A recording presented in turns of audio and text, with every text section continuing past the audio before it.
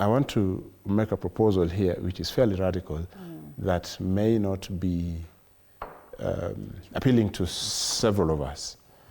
I belong to the school of thought that believes that there must be some sense of restraint and regulation, especially where people are going off the rail.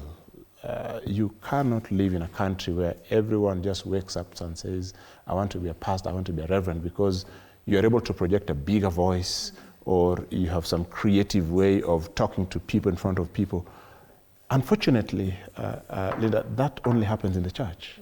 The seat where you're seated, I cannot drag any Tom, Dick, and Harry from out there who never went to comm school, media school, journalism school, who has qualified, certified under the watch of whether it's the Media Council or whoever who certifies to sit there, not anyone. Why is it that this church thing is where anyone just pops up from the streets and begins to shout, and no proper equipping, no proper modeling, no accountability systems? So they create a church by the roadside and they collect money, they do whatever they want with that money, no systems. The things that were coming up here are a consequence of non-regulated expressions of faith.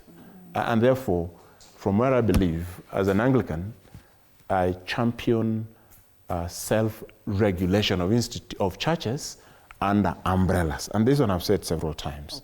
That for us to restore sanity in the religious space, especially on the church side, we must push for churches to belong to umbrella organizations that then hold them accountable. As we are now, we have 3 of them in Kenya. We have Kenya Conference of Catholic Bishops, bring together the Roman Catholics, very solid, well-regulated, well-governed.